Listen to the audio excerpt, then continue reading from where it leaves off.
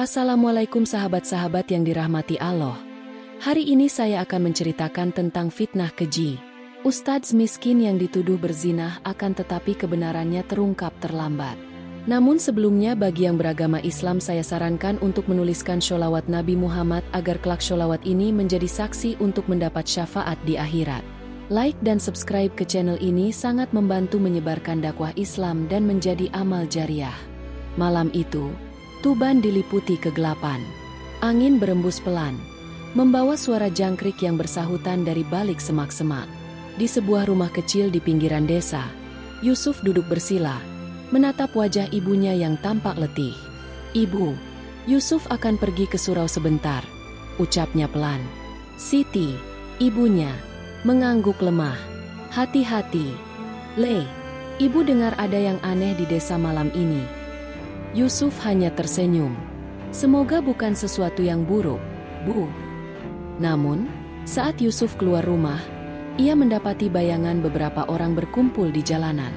Wajah-wajah mereka tegang. Ada yang berbisik-bisik, ada pula yang menatapnya dengan tatapan penuh kebencian. Tiba-tiba, seorang lelaki bertubuh besar, Rudi, melangkah mendekat. "Yusuf, kau laki-laki tak tahu malu." Suaranya menggema. Yusuf mengernyitkan dahi. "Ada apa ini, Rudi?" Plak, sebuah tamparan mendarat di pipinya. Yusuf tak sempat menghindar.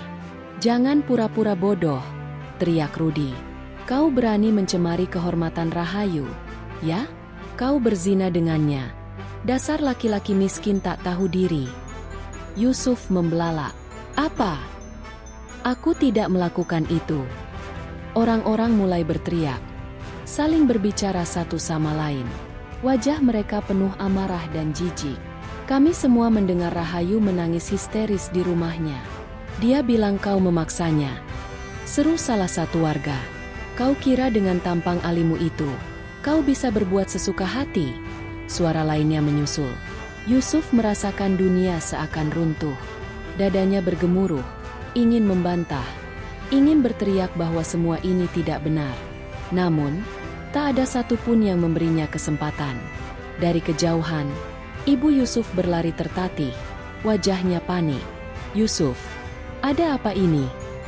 Namun, sebelum Yusuf bisa menjawab, seseorang berteriak, "Bawa dia ke balai desa. Kita bawa masalah ini ke kepala desa." Orang-orang langsung menyeretnya, seakan tak peduli pada jeritan ibunya yang meminta belas kasihan. Yusuf hanya bisa beristighfar dalam hati. Ini adalah awal dari penderitaan yang tak pernah ia bayangkan. Kerumunan warga semakin ramai di balai desa. Wajah-wajah mereka dipenuhi amarah dan kebencian. Suara-suara kasar menggema, mengutuk Yusuf tanpa memberinya kesempatan untuk membela diri. "Dia harus dihukum. Jangan biarkan orang seperti dia tinggal di desa ini," teriak seseorang. Yusuf berdiri di tengah ruangan. Kedua tangannya masih terikat dengan kasar. Kepalanya menunduk, bukan karena takut, tetapi karena menahan getir yang menyayat hatinya.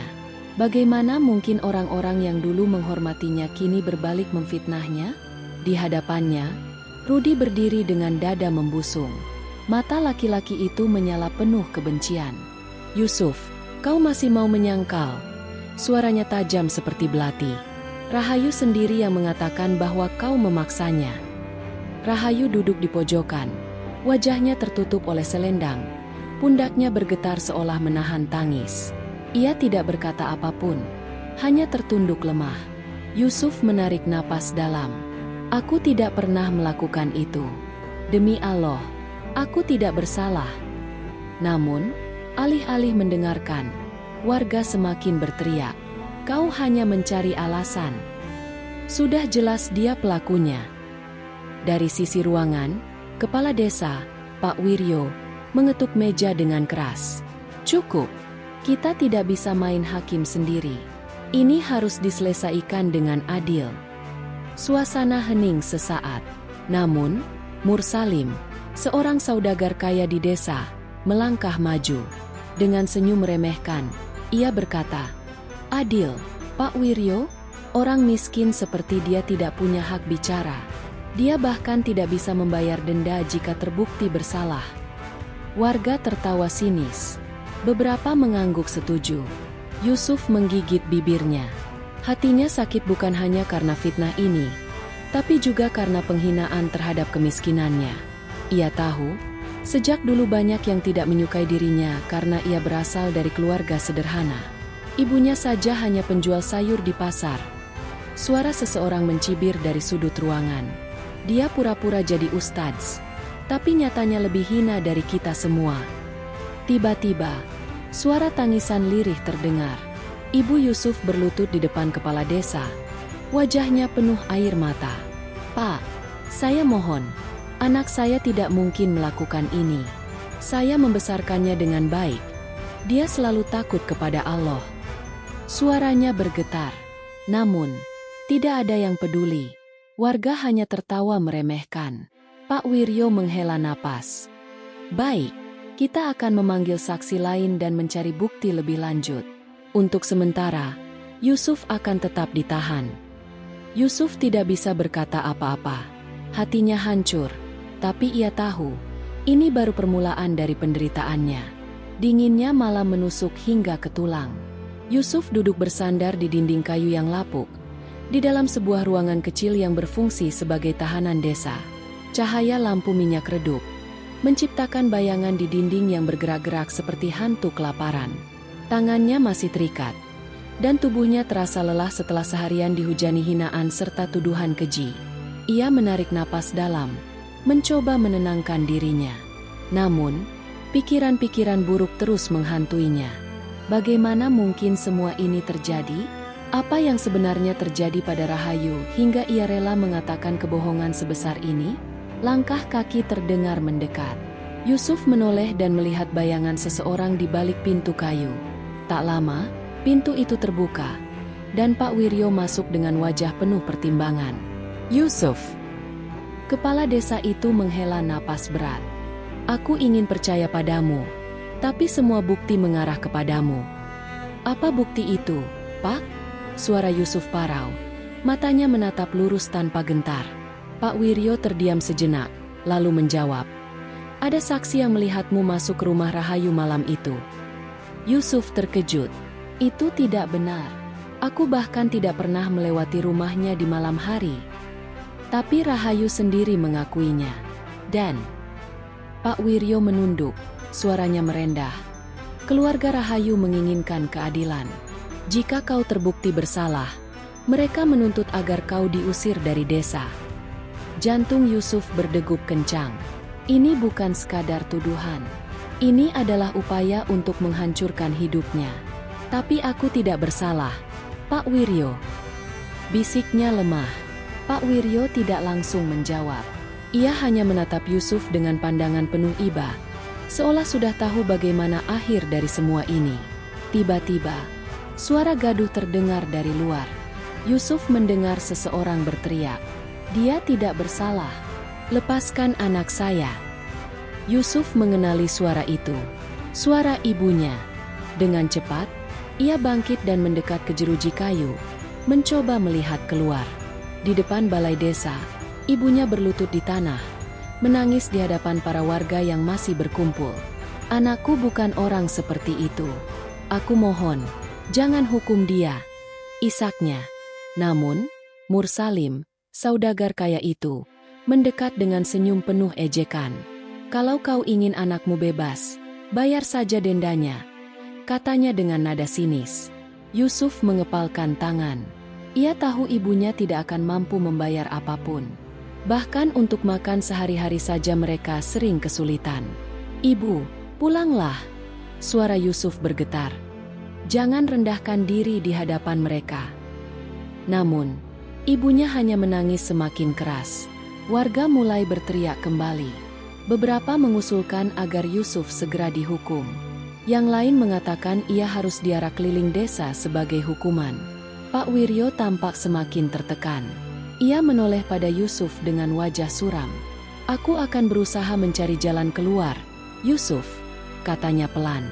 "Tapi kau harus bersiap. Jika tidak ada bukti yang bisa menyelamatkanmu, maka kau harus menerima hukuman ini." Yusuf menutup matanya. Hatinya bergetar. Hanya keajaiban dari Allah yang bisa menyelamatkannya sekarang. Pagi belum sepenuhnya datang ketika Yusuf terbangun oleh suara gaduh di luar tahanan desa. Langkah kaki berdebum di tanah, diiringi suara-suara penuh amarah. Ia menegakkan tubuh, berusaha mengintip melalui celah pintu kayu yang sudah lapuk. Di luar, kerumunan semakin banyak. Warga desa berkumpul dengan wajah-wajah yang dipenuhi kebencian. Beberapa membawa kayu dan batu, seolah siap menghakimi Yusuf dengan tangan mereka sendiri. "Keluarkan dia!" Seseorang berteriak. "Kita tak butuh orang seperti dia di desa ini," teriak yang lain. Pak Wiryo berdiri di tengah kerumunan, mencoba menenangkan mereka. "Saudara-saudaraku, dengarkan aku dulu." Suaranya keras, tapi tak cukup untuk meredam emosi warga. Mursalim melangkah maju dengan senyum angkuh di wajahnya. "Untuk apa kita berlama-lama? Bukankah buktinya sudah jelas? Rahayu sudah bersaksi, para saksi sudah berbicara. Kenapa kita masih menunda hukuman bagi seorang pezina?" Warga kembali riuh. Ada yang setuju, ada pula yang mulai ragu.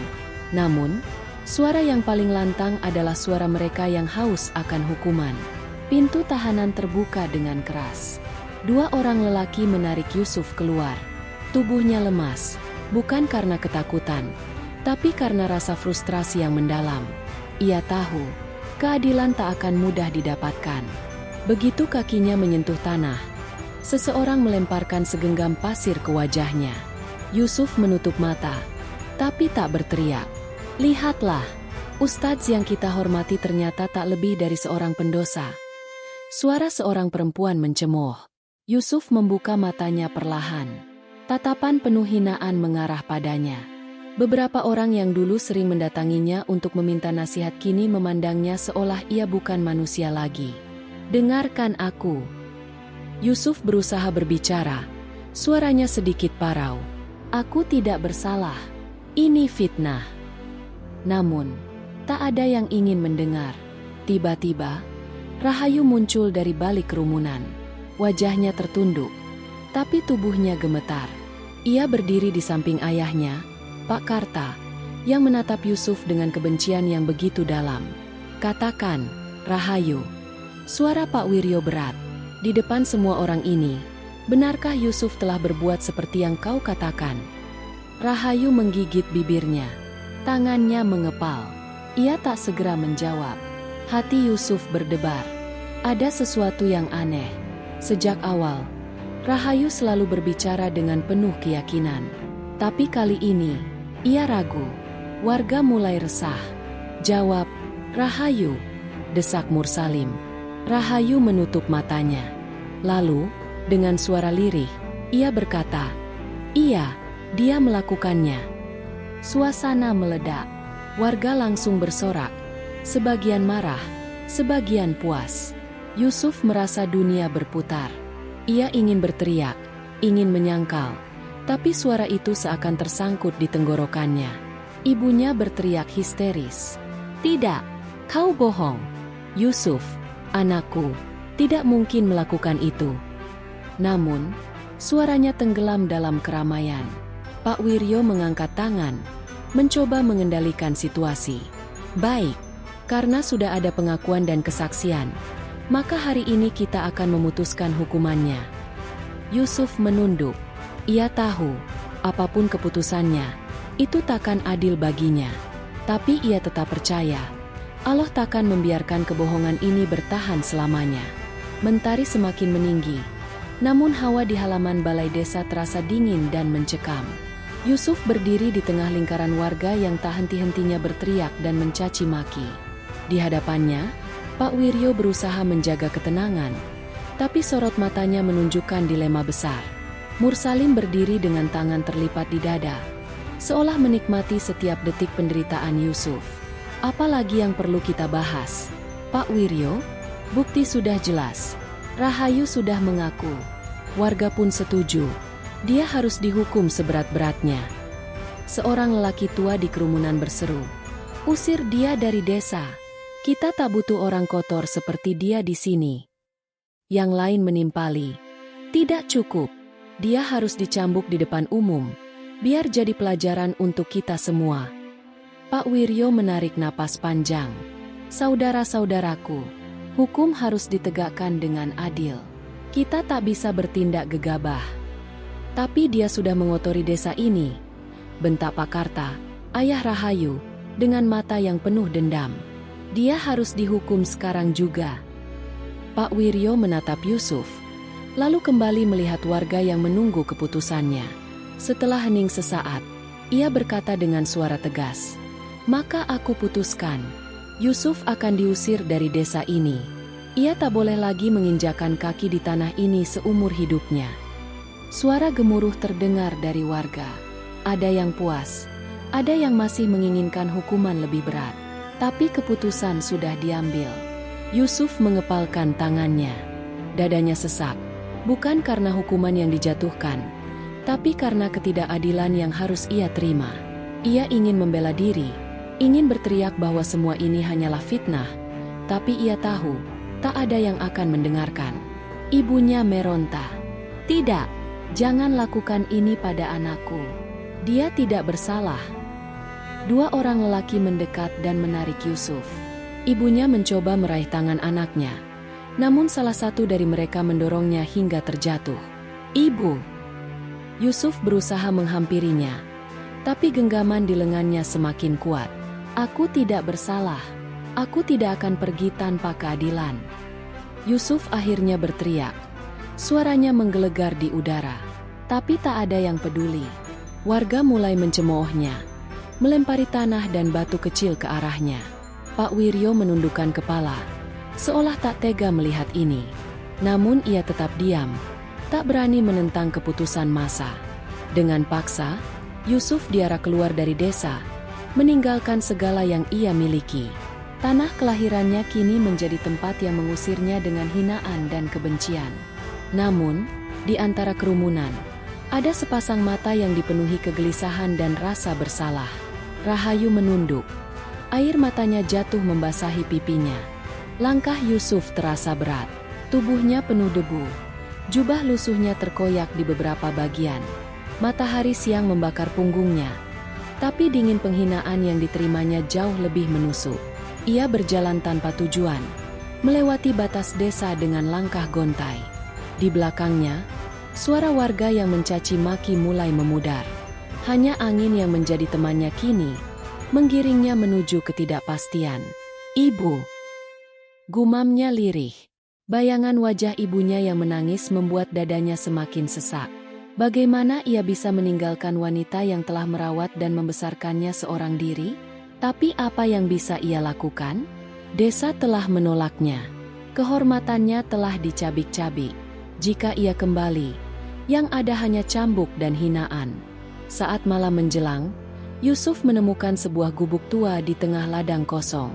Gubuk itu tampak terbengkalai, dengan atap yang bolong dan dinding yang lapuk.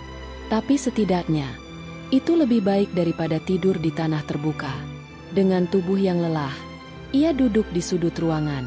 Hatinya penuh luka, pikirannya berkecamuk.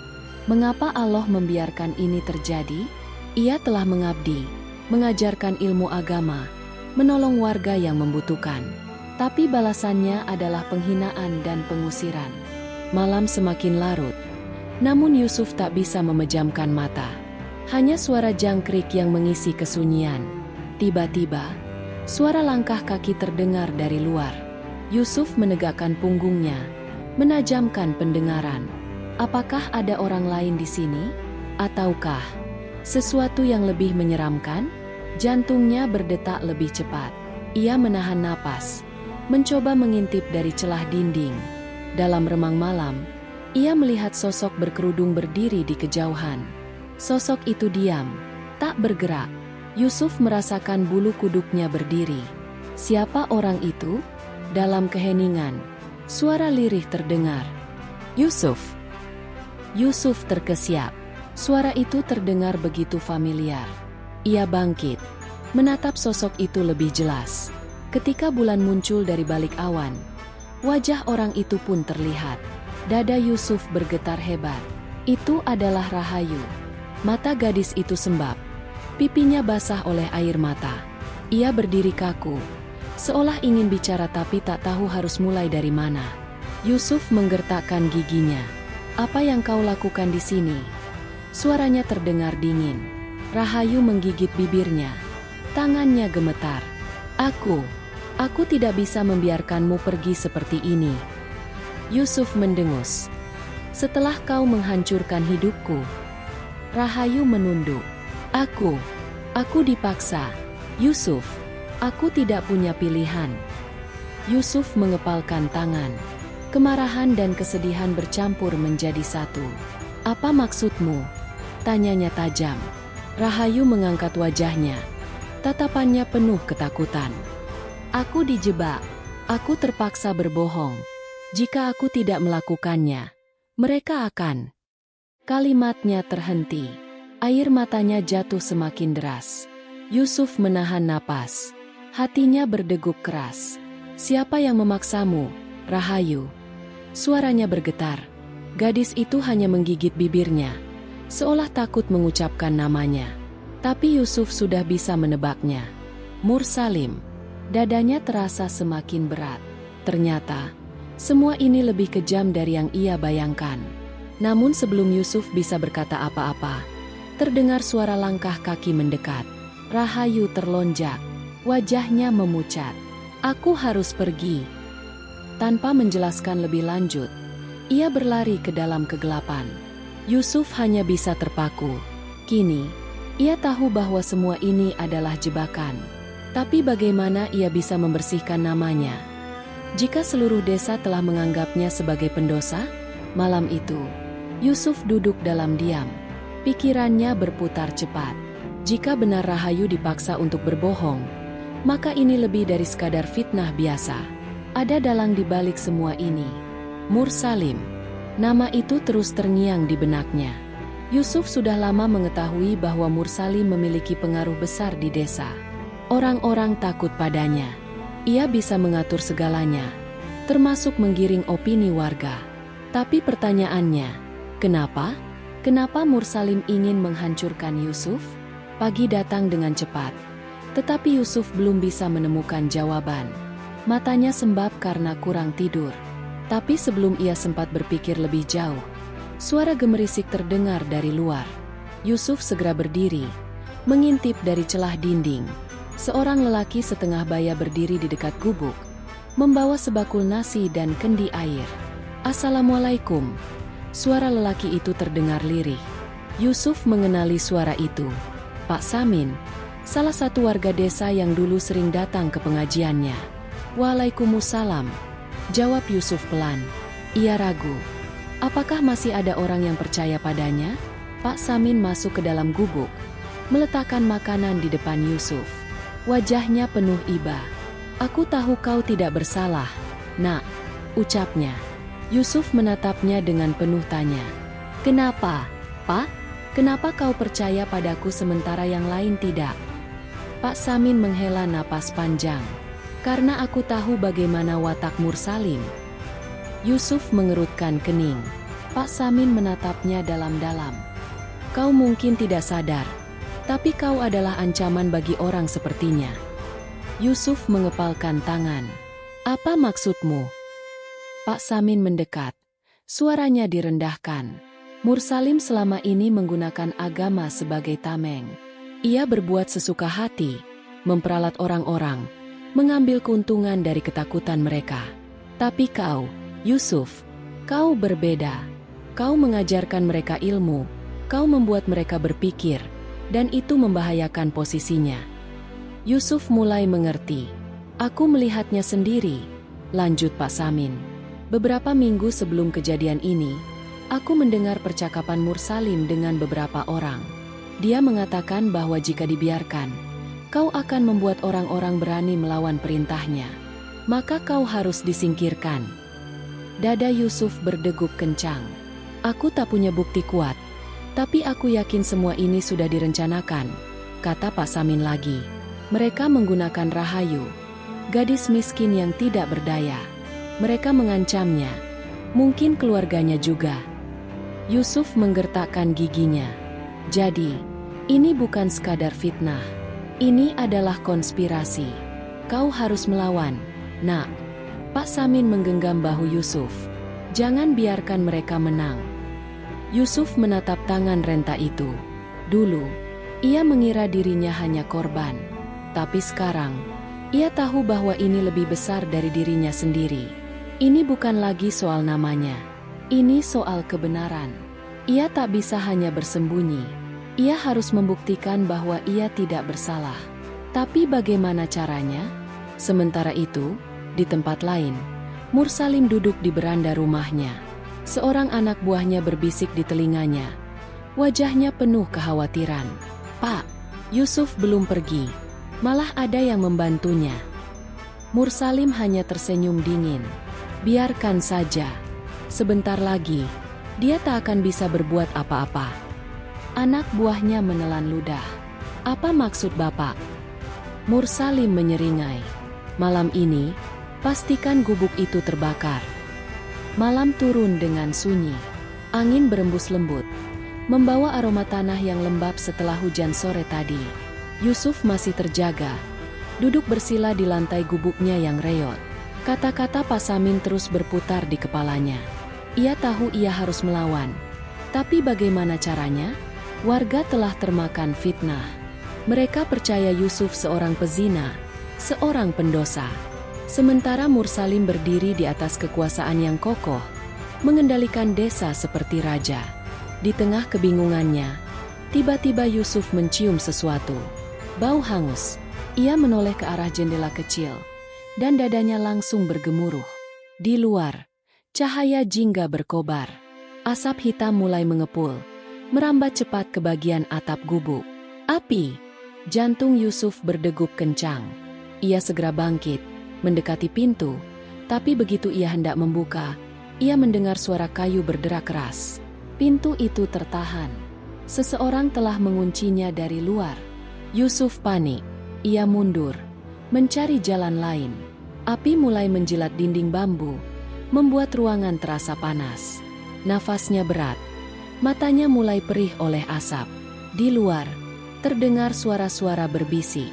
Beberapa bayangan bergerak di kegelapan, lalu pergi begitu saja.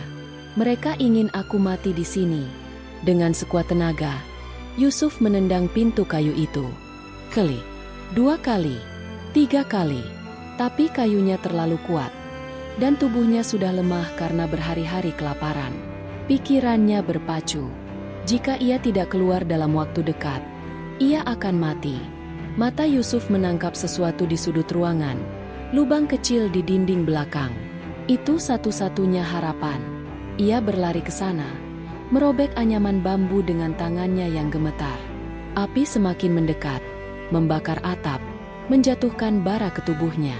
Tapi ia tidak peduli.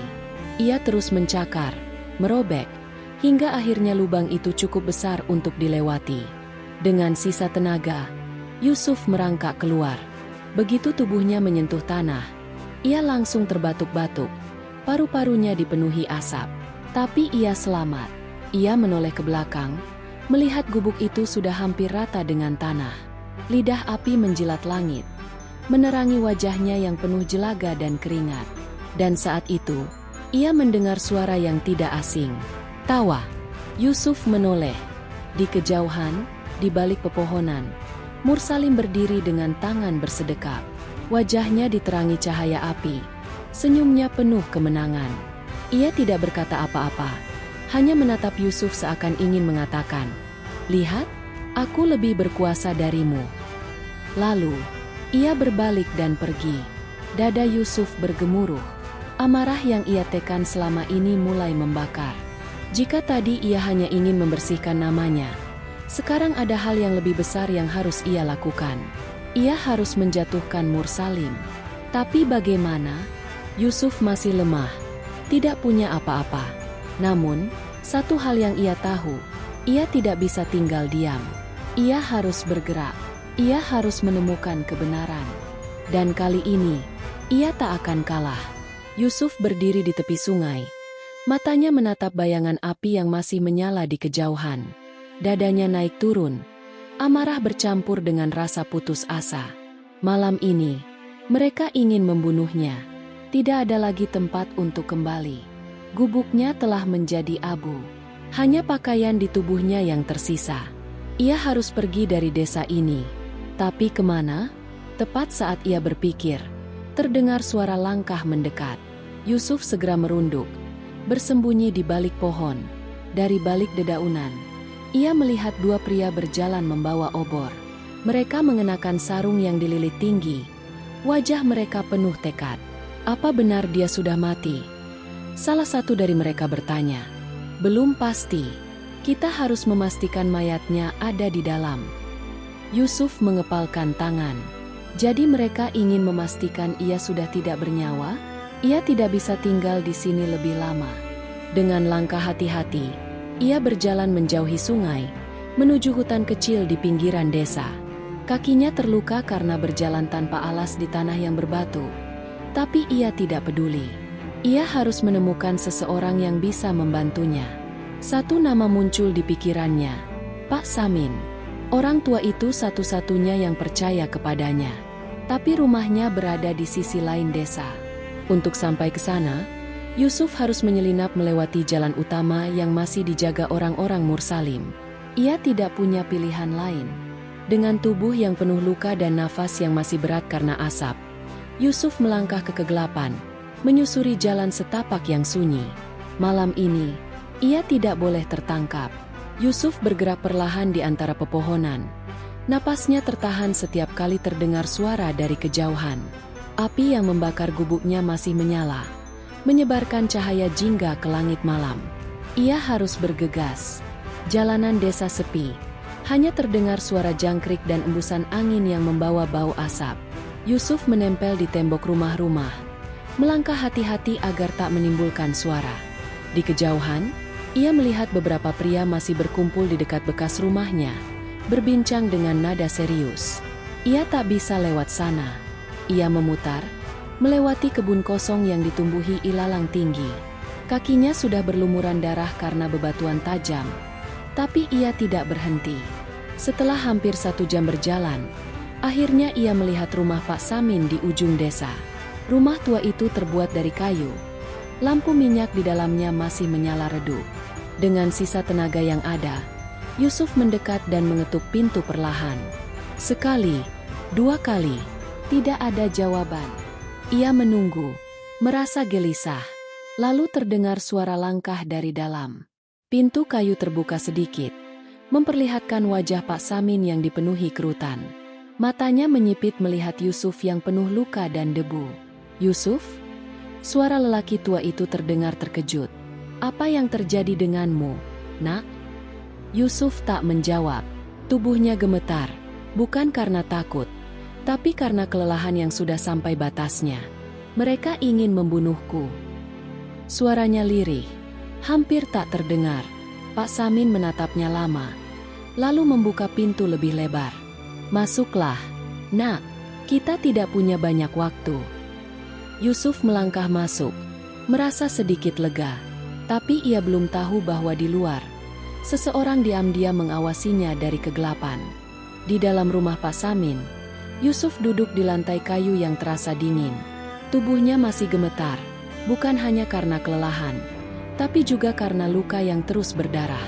Pak Samin segera mengambil kain bersih dan semangkuk air hangat. "Kau harus membersihkan lukamu dulu, Nak," kata lelaki tua itu sambil menekan kain basah ke luka-luka di kaki Yusuf. Yusuf meringis, menahan perih yang menyebar di sekujur tubuhnya. Matanya menatap kosong ke depan. Pikirannya masih berputar pada kejadian tadi. Api yang membakar gubuknya, teriakan orang-orang, tuduhan yang mereka lemparkan tanpa belas kasihan. Pak Samin duduk di depannya. Wajahnya penuh kekhawatiran. "Apa yang sebenarnya terjadi, Yusuf?" Yusuf menghela napas panjang, lalu menceritakan semuanya. Tentang bagaimana ia difitnah, tentang wanita yang tiba-tiba menjerit saat ia mendekat, tentang orang-orang yang tanpa ragu menyerangnya seperti binatang buas. Pak Samin mendengarkan dengan seksama, sesekali mengangguk pelan. "Ini tidak masuk akal," gumamnya. "Seseorang pasti merencanakan ini. Kau terlalu disegani di desa ini." Tidak mungkin semua orang tiba-tiba percaya begitu saja. Yusuf mengepalkan tangan. Aku juga berpikir begitu. Tapi siapa? Dan kenapa? Pak Samin menggeleng pelan. Mungkin seseorang merasa terancam dengan kehadiranmu. Kau adalah seorang ustadz. Orang-orang percaya padamu. Bisa jadi ada yang ingin menjatuhkanmu. Tiba-tiba, terdengar suara dari luar. Langkah kaki. Pak Samin langsung berdiri dan berjalan ke jendela. Ia mengintip keluar. Matanya menyipit. Ada seseorang di luar sana, bisiknya. Yusuf ikut mengintip. Dalam gelap, samar-samar ia melihat bayangan seseorang berdiri di balik pepohonan, seakan sedang mengawasi mereka. Jantungnya berdegup lebih kencang. Kita harus keluar dari sini, kata Pak Samin dengan suara tegas. Kalau mereka tahu kau di sini, kita berdua bisa dalam bahaya. Yusuf mengangguk. Mereka harus segera pergi sebelum semuanya terlambat. Tapi sebelum mereka sempat bergerak, pintu rumah tiba-tiba diketuk keras. Suara ketukan itu semakin keras. Seakan-akan orang di luar tahu bahwa Yusuf ada di dalam. Nafasnya tercekat. Ia menatap Pak Samin, yang kini terlihat tegang. Siapa itu? Tanya Yusuf dengan suara berbisik. Pak Samin menggeleng. Aku tidak tahu, tapi kita tidak bisa gegabah. Ketukan berubah menjadi gedoran. Suara berat seorang pria terdengar dari balik pintu. Pak Samin, kami tahu kau menyembunyikan dia. Yusuf menelan ludah. Itu suara Tumadi, salah satu orang kepercayaan kepala desa. Ia adalah pria bertubuh besar dengan wajah yang selalu terlihat mencurigakan. Pak Samin menoleh ke arah Yusuf. Cepat, lewat pintu belakang. Pergi ke hutan. Aku akan mencoba mengulur waktu. Tapi sebelum Yusuf bisa bergerak, suara kayu yang retak terdengar. Pintu depan mulai didorong paksa. Pak Samin, jangan coba-coba melindunginya. Kalau tidak kau akan bernasib sama. Pak Samin bergerak cepat. Ia menarik Yusuf ke belakang, membuka sebuah pintu kecil yang mengarah ke belakang rumah. Pergilah sekarang.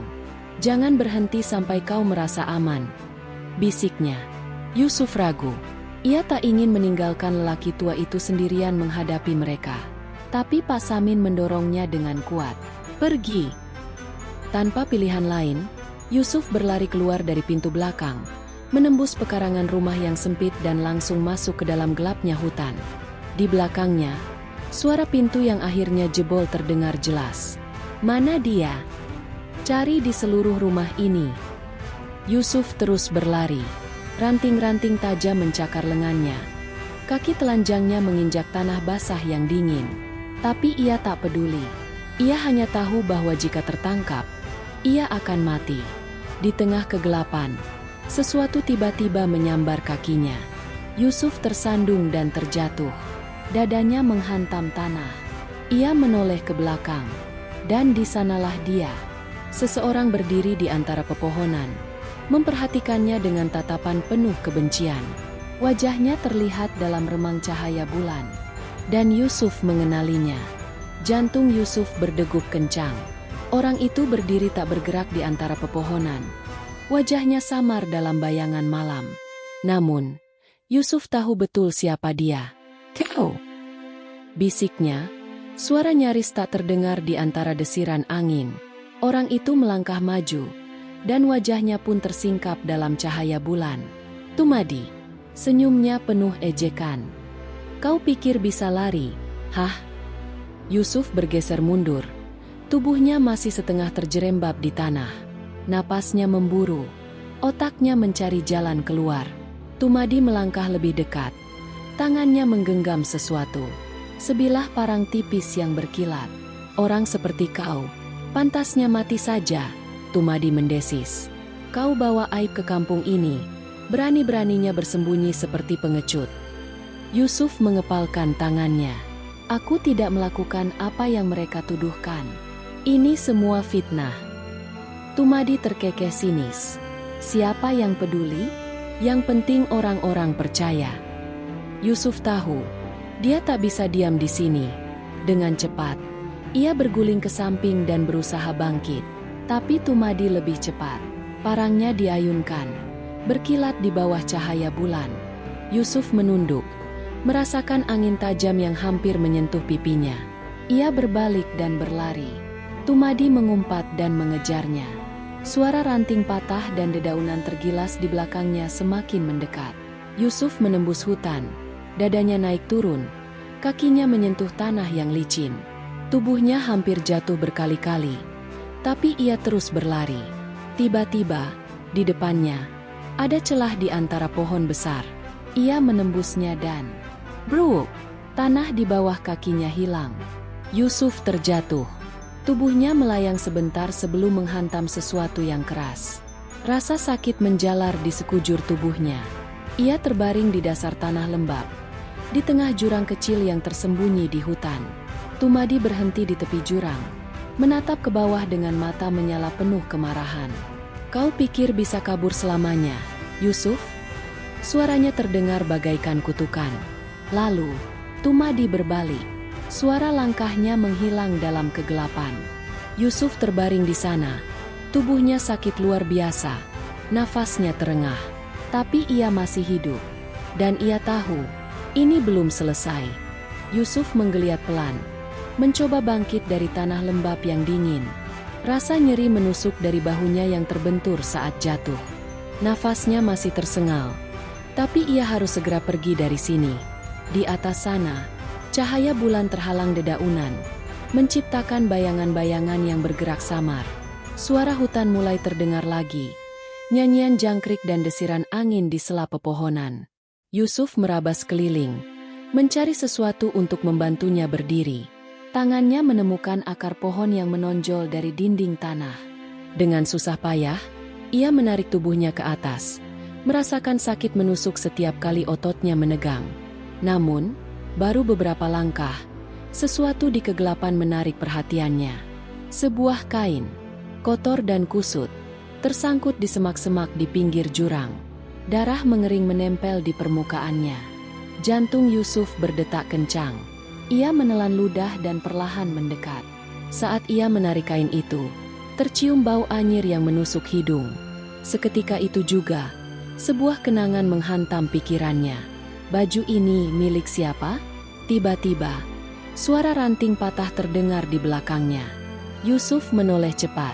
Bayangan seseorang berdiri di atas tebing, menatapnya dari ketinggian.